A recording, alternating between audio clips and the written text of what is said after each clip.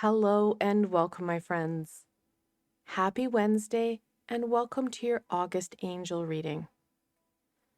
I don't know about you guys, but it's really hard to believe that we're almost halfway through August. Yeah, the summer is flying by. It's just going. And yes, I'm the type of person that hits September 1 and it gets to it's fall. Yay. So I won't lie, I'm a spring fall girl. The extreme heat and the extreme cold, not my friends. So this is not my favorite deck. As you can see why. It just feels like they gave up halfway through. There are some amazing cards in this, and there's some just, oh, great cards. This is the Angel Tarot. I've been working on an angel deck for years, and I haven't even touched it in 2025. And it's already August. So I'm not hoping that's coming out anytime soon. If you guys have a great recommendation for angel decks, let's be honest. Yeah, I'm looking for one. Now, I won't lie, this deck I love. This is the Angel Inspiration Oracle. I wish the creator, her name's Kim Dreyer, would make a tarot deck. However, I don't think she's a tarot person. I'm just going to put it out there and we can always hope. All right, let's get into this. Let's see what the angels want to share for you guys for the month of August.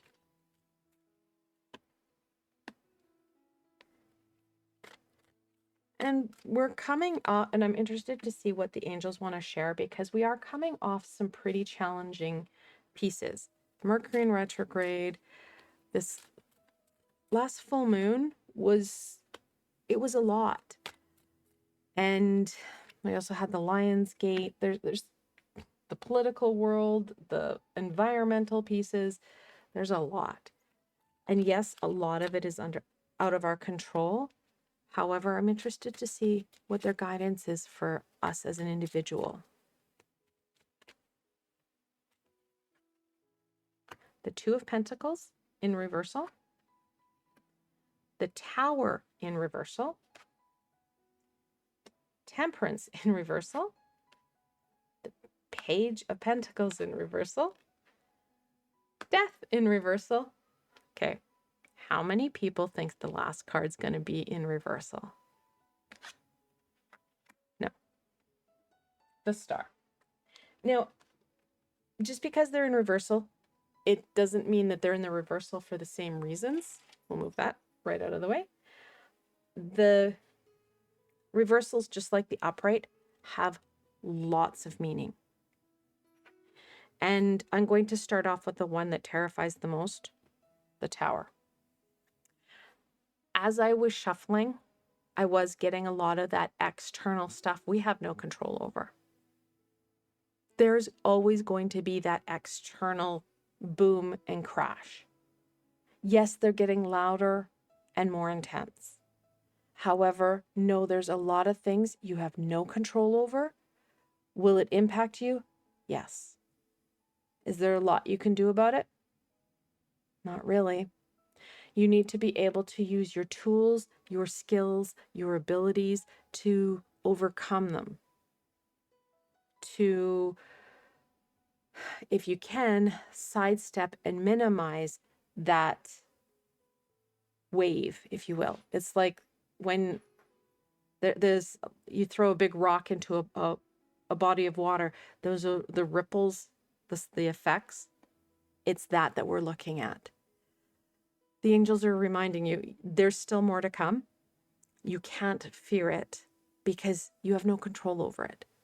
The most important thing is to make sure that you stay grounded, stable, and balanced. It's not just a one and done thing, because this is not just a one and done thing. You have to make sure that you have that everyday, yes, I've got that, grounded, stable, I'm good. Checking in. Am I still grounded and stable? Yes? No? If I am, great. If not, what do I need to do to make sure that I stay grounded and stable? We have the Temperance card, which is that energetical balance. She has 1 foot on the land, 1 foot in the water. So it's not just a hyper focus in on one aspect, it's making sure that you are tending to all your needs, because that's part of that balance. This is that bigger metaphorical picture. This is the everyday aspects. And no, it is a juggling act where you are trying to not only juggle the everyday expectations and demands, but also those internal pieces. We're going to keep going with the major arcana. We're going to go on to the death card. This is not about a fixation on trying to release as much as you can or fearing that transition. The resistance to moving forward to, well, that wheel of fortune where you're slowly moving and growing is going to cause the tower to turn and hit you smack in the butt because you're stuck. You don't want that. Do we want to release? Yes. Is there going to be transition and growth? Yes. And we need that. We are never done learning. We're never done experiencing. So thinking that it's a one and done thing, well, I guess that's a lesson, right? Making sure that we have, and the only upright card, the star. What are our hopes and dreams? Where is it that you're going? Take some time to make sure that it still applies. I'm thinking about when we're young and we make these grand plans that when we get older, this is what it's going to look like. Where are those plans coming from? Are they still applicable? You may have to tweak. And again, we've got a lot of balance here. Rebalance those hopes and dreams so that it applies and is meaningful for you. The star, again, she's kneeling on the ground and has 1 foot on the water. Very awkward position, however, is maintaining it with no problem. Because again, we have that internal strength and balance. She's also pouring water or energy into the water, which is a symbol of the spirituality, the emotion.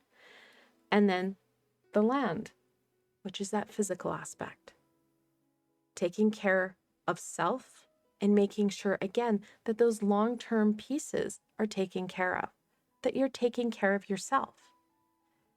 The page, well, she helps to remind us that we do have to ask some hard questions of self, where we're going, what's happening for us, and what's more, being open to alternatives.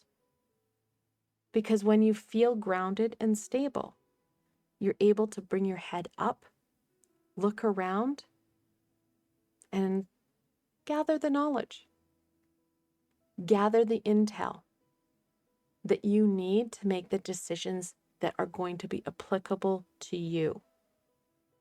And yes, if you're in a relationship or a family situation, you're going to have to take them into account.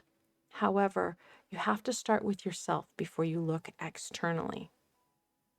The page also reminds us that it is really important that we add in the fun and the play. Please do not hyper-focus in on the work that needs to be done, the reflection, the everyday expectations and demands, without some fun and play that to just break up the work that feels overwhelming at times. We start to lose sight of what's important. And you start to see that mental health really start to wane, because it just feels like a never-ending rat race. You feel like you're on that little hamster wheel and you're just running and running and working on stuff that you're supposed to work on, and you don't know if you're getting anywhere. If you're feeling frustrated and overwhelmed, that's when you need to take that break. Do something that resonates deep within us, that inner child. And it can be as simple as, you know what, as it's still August, running through the sprinklers like you did as a child, blowing those bubbles, getting some finger paint and having some fun. It's important to make sure that you have that playful energy. Again, it's not a hyperfixation on it. It goes back down to the balance. And that's the word that the angels keep coming up with. Trust in the flow. This too shall pass, whatever you're facing. The more you work with yourself, your physical support team, and your spiritual support team, the easier and smoother that transition will be. We don't always want to fight and try and swim upstream. Sometimes we need to look at why we're fighting for things and why it's such a hard swim. Because again, we may not be able to control that flow, but we are able to look into how we can work with that energy, with that flow to our advantage. Archangel Raphael. Probably one of the, well, there's a few of them. There's a handful of them that everybody really knows. He's the healing archangel. Amazing support for you to, well, clear yourself out of some of the pains, the hurts that you've accrued along your pathway. Now, it's not that you have to put it as extra. You can always just incorporate it into what you're already doing. So when you're looking at taking that shower or bath, as you're getting ready, ask Archangel Raphael to come in and help clear you out of some of the stuff that you're holding on to that isn't serving you. You can do the same as you're climbing into bed. You're working smarter rather than harder. If you want to add in some extra tools and you like to meditate, I've got a number of meditations with Archangel Raphael on my channel here. You can definitely add that in. However, know that it's not always correct for everybody. And that's why there's so many amazing tools. Step into the light. This talks about that stuck, where you want to get unstuck, connecting into those fulfilling aspects. They call it the light because it fuels you. It fills your cup. An archangel that would be great to work with stepping into your light is Archangel UHURU, because that's kind of his shtick. He likes to do that. That's his role. Know that you're not always going to feel like you're in the light. And when you're not feeling like you're yourself, or that you're feeling really low and heavy, that's when I would call in Archangel UHURU, Archangel Raphael.